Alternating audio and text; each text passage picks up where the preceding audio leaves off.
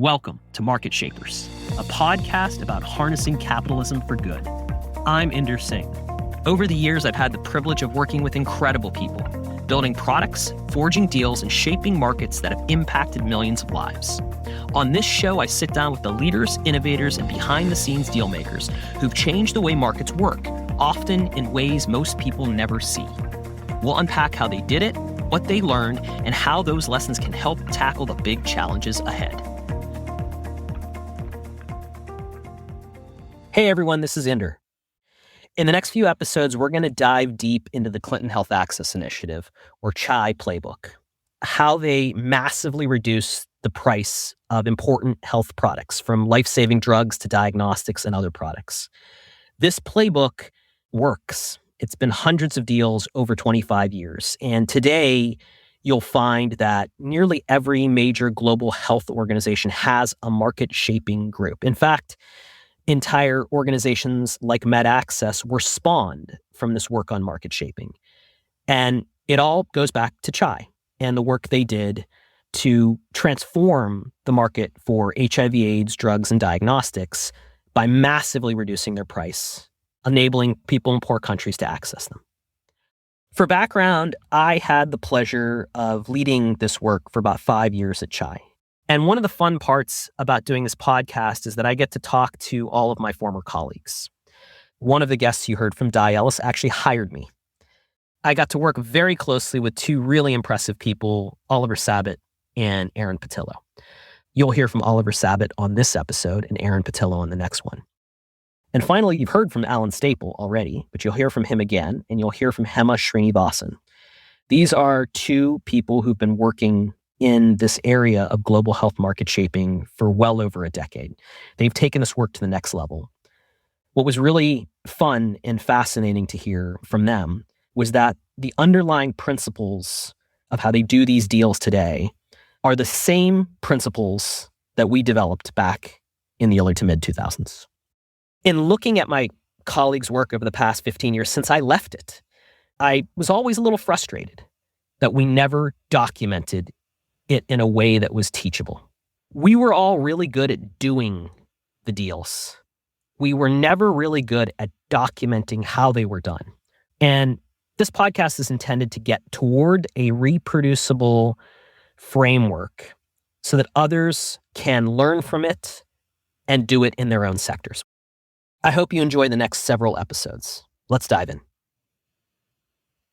I'm thrilled to welcome a friend and former colleague to the podcast today, Oliver Sabot. Oliver and I worked together over a decade ago at the Clinton Health Access Initiative, where he was a key leader in expanding access to life-saving treatments for children and families around the world. Since CHI, he founded Kepler and Nova Pioneer, two ventures aimed at transforming education and training across Africa. More recently, he's turned his talents to climate, working as an executive coach to climate leaders and leading funding initiatives to back promising climate innovations. Oliver's career is a masterclass in crossing sectors and scaling impact. Oliver, welcome. Let's get into it. Thank you. It's great to be here, Inder. Let's go back to one of the early projects in global health that you conceived and led. And this is the effort to expand access to zinc and ORS that you took on while at CHI. Can you walk us through the initiative and share any lessons that you think others working on market shaping could take away from it? Yeah, this was an interesting one because a lot of the work that the Clinton Health Access Initiative, CHI, has done over the years is what you might sort of broadly define as global market shaping. So the early work was on antiretroviral AIDS drugs, saying how do we get the prices down for low-income countries, and that moved into diagnostics, the work you did on malaria drugs, and bed nets, and so forth. And when those prices were secured or new drug formulations were developed, greater supply was secured, that then benefits a wide range of actors. That could benefit a whole series of countries over Africa, et cetera. So it has a broad sweep, global market shaping. What I became very interested in is what we termed local market shaping, right? So this would be within a state of India or within Nigeria or within Uganda. How do the markets for a critical drug function there? So a heartbreaking example, hundreds of thousands of children still die every year from diarrhea. You know, you're a parent, your kid has probably had GI issues, right? It's a very simple thing to resolve. It's uncomfortable, but in most of the world, it's not life-threatening. But in low-income settings, hundreds of thousands of children die from simple diarrhea. In the 70s, some great public health researchers developed a product that was suited to saving lives in low-income settings, just basically a mix of salt and sugar. What kills children from diarrhea is dehydration, right? The fluids leave their body and they die of dehydration. This salt-sugar mix, oral rehydration salts, as they were termed, basically just keeps them hydrated until the diarrhea resolves. We're talking about something that costs 30 to 50 cents. There was a big push from UNICEF and others to scale this up as a solution compared to sort of traditional medicines or more antibiotics and so forth, which don't address the cause of the issue. On top of that, research was done that showed if you then added a very simple compound, something, we just use in our multivitamins, zinc, again, super cheap. If you add that onto the ORS, the death rates from our children plummet even further. So we're talking something well below $1, can save hundreds of thousands of children's lives. And yet millions and millions and millions of mothers in India, Nigeria, Uganda, kid gets diarrhea. They just go to the local drug shop way out in a rural area in their village, and they get some other drug. They get an antibiotic. They get something like Imodium, essentially, that might stop the diarrhea, but does not address the root issue and will not save the child's life because there was no zinc and ORS there. So we asked, what's breaking down here? This is clearly what this mother, this child needs. And it can be sold, it can make money for the drug shops and the wholesaler. What's going on? Why is this market failing? We dug into that. We determined it was because it was so cheap, actually, that no one was making money off of it, right? If it had been a blockbuster drug, then some drug company at the top of the chain would say, okay, how are we using our sales agents to promote this? And they promote it to the wholesalers and the distributors who then use their networks to promote it to the drug shops. And then it's stocked everywhere and there's posters and ads and things. And then the mothers end up buying it. But this is very simple product. It was generic, right? There was no sort of IP around it. So that wasn't happening.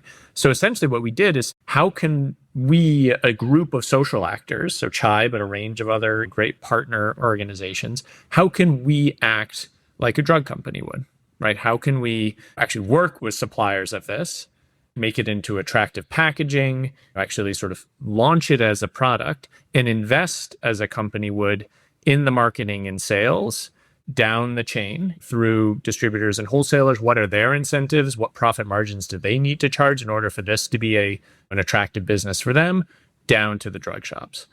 And we just sort of ran it like we would if we were acting like a private company. The results were remarkable. Many times in my career in global health and elsewhere, social impacts organizations would set big targets, and then you kind of inevitably knew that we would undershoot them, but still even the undershoot would be a great thing for the world and the people we serve.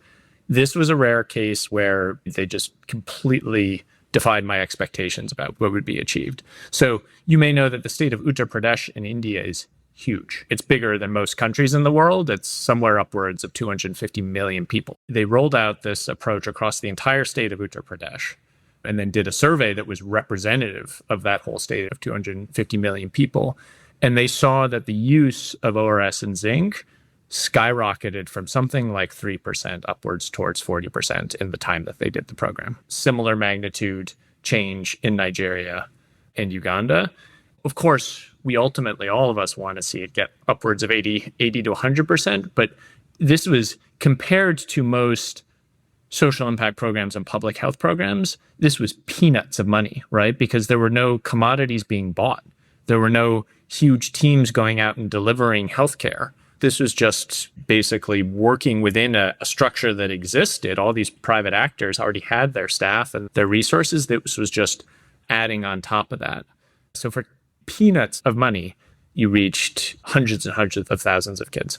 Yeah, and thinking about the incentives of each of the actors in the supply chain on the supply side, while at the same time thinking about what do we need to do to improve treatment on the demand side? Amazing results. Oliver, what happened to that program thereafter? Did an organization or a funder take that on to scale it up further in a global context? It's a sad story. By this time, I had moved on and was building some education companies, but I continued to catch up with the team. They took those incredible results back out to the funding community.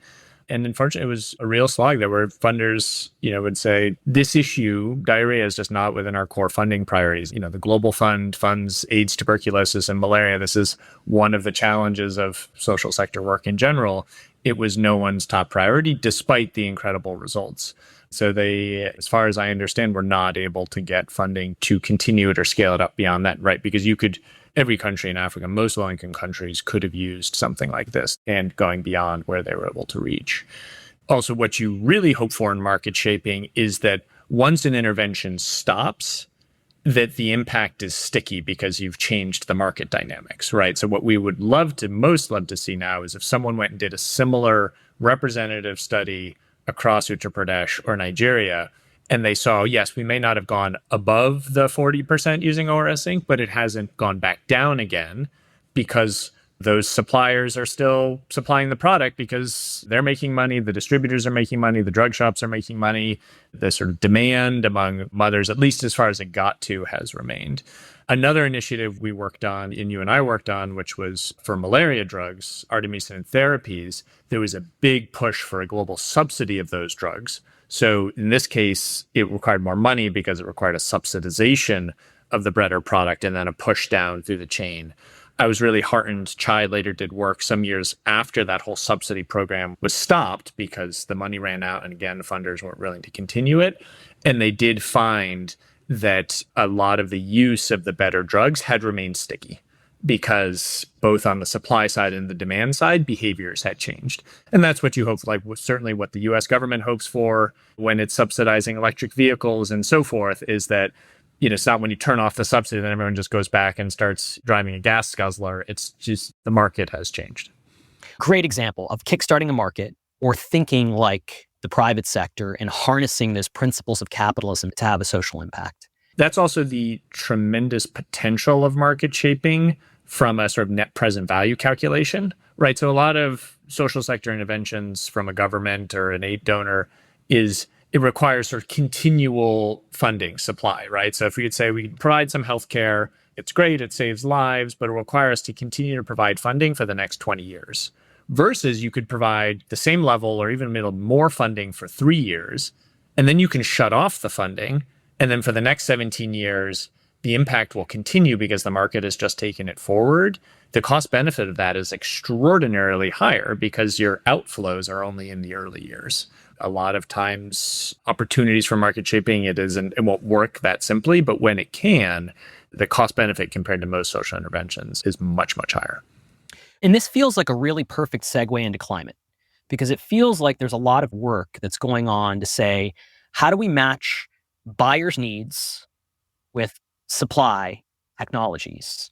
The way that I might think about this is crossing the chasm to those minimum volumes that will create a market, that will enable a market to start functioning, where there's a high enough return on investment to the people who invented the technology and are delivering it. And yet there's a high enough return on investment to the buyers who are buying the technology for specific purposes. You and Di wrote an amazing piece in a Stanford journal that is talking about applying these approaches in market shaping to climate. What's different? What's the same? Did I capture that right about early matching work that's going on in climate? Yeah, I think part of what's different in climate is it's massive. It's a whole global economy problem. Therefore, it has a whole global economy set of solutions. You take anything we do right now in the world, and it needs to be decarbonized, right?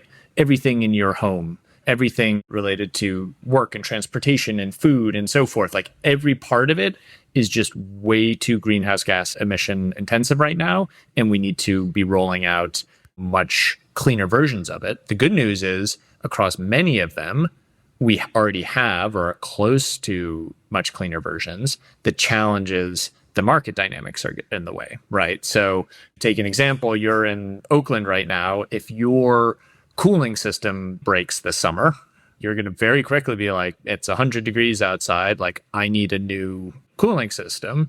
And you start researching and someone says, hey, there's this heat pump that's electric and it has a much lower carbon footprint. You're going to quickly do the cost benefit. Right now, the great cleaner electric heat pumps are substantially more expensive upfront. And there's a ton of friction for you installing it, right? We've experienced this a lot, even for people who work full-time in the climate sector. They're saying, I know I should use a heat pump. I'm trying to replace my old furnace with a heat pump, but man, it's taking me weeks and months, and I'm trying to figure out like how I get the right supplier, and I can't get a contractor who can do this right. This is all just a ton of friction, even before the basic economics of, for more middle or low income families, right? Every $100 is going to matter. And if this thing is a couple $1,000s more expensive, you're going to install the legacy fossil fuel device. And of course, when you're talking about big machinery like this, like if your furnace breaks this summer, you're probably only going to replace it again in another 15 or 20 years. This is not a decision like going to the drugstore every couple of months, right? These are big, lumpy decisions. So what we need to do is we need to find ways to dramatically lower that friction. And so there are great organizations working on this. There's an organization called Rewiring America that's working with Chai and others to say, how do we represent demand to the manufacturers of heat pumps, get the price that they offer substantially lower? How do we work with contractors and other actors locally to just make a very simple experience for the buyer? We need to do that across most aspects of sort of our lives as citizens and consumers, but then you scale it up to how people are buying steel and ammonia and, all these other big aspects of the economy. So let's talk about that for a second. Anytime you're making any product, especially a physical good, you're talking about when volumes go up, you achieve economies of scale. It becomes less expensive for you to make the product, and therefore you could charge a lower price. You also have learning effects, which is you'd learn how to make products more efficiently. And so if we can just scale up, there's an opportunity for prices to come down in a significant way where people are buying heat pumps because there's lower friction, they're lower cost potentially than the alternative that you would buy today, and they've got a massive improvement for the climate. In your experience, Oliver, when funders of these opportunities or governments who are sometimes involved in funding these kinds of initiatives make or try to launch something that might be categorized as market shaping, what do they get right? What do they get wrong?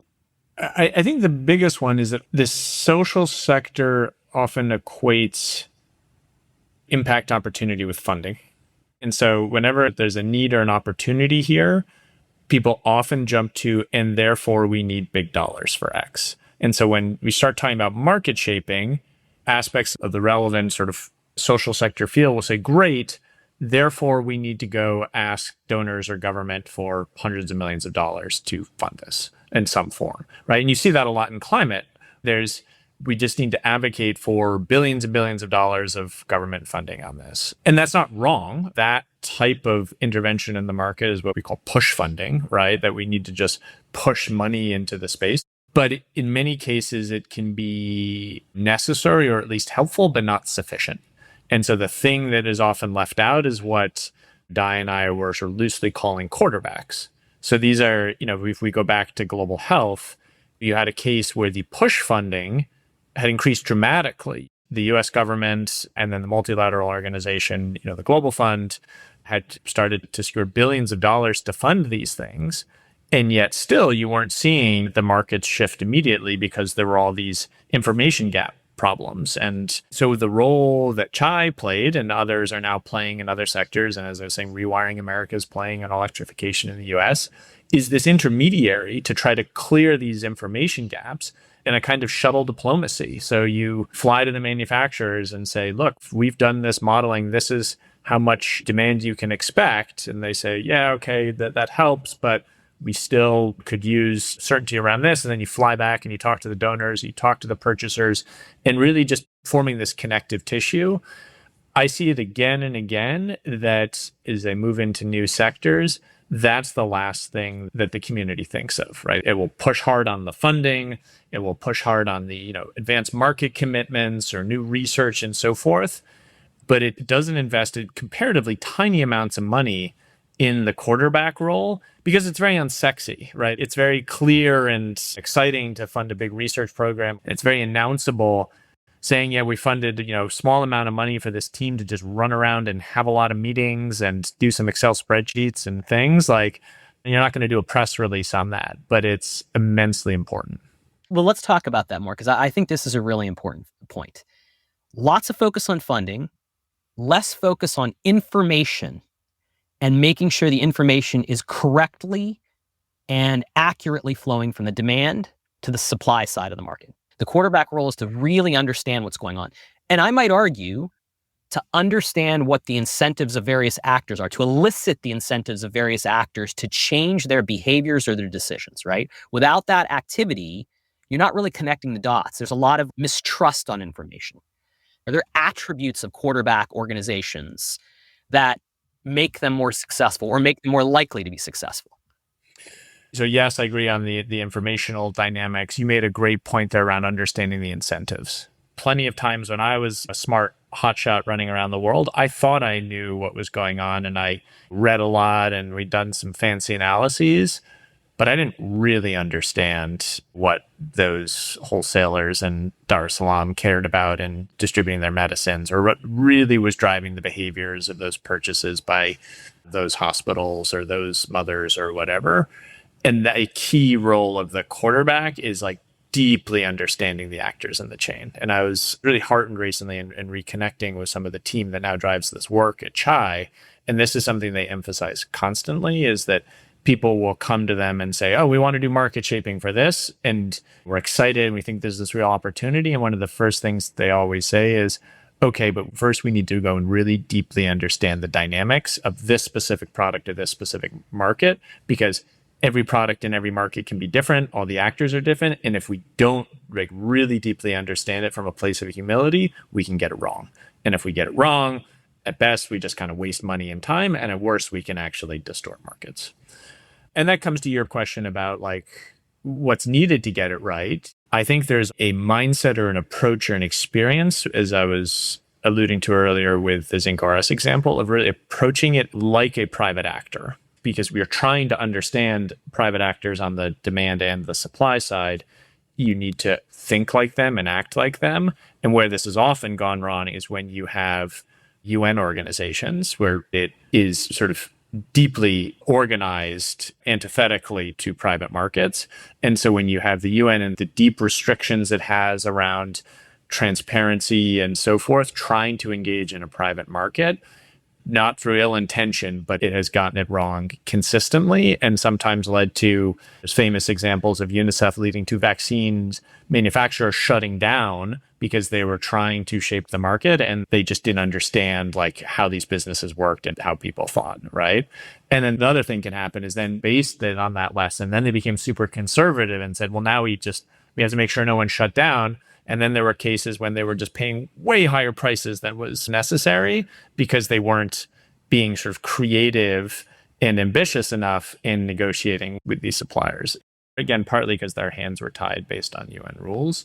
But ideally for a quarterback, you want flexibility, private sector orientation and thinking, of course, combined with deep mission commitment. You know, one of the first fears people have when I start saying, oh, this is, you want private sector orientation. Oh, they're just going to then like pad the profits of these actors. No, you want the people there. They're in it for the climate. They're in it for poor people suffering from malaria. They're just using the toolkit of sharp private business to achieve that.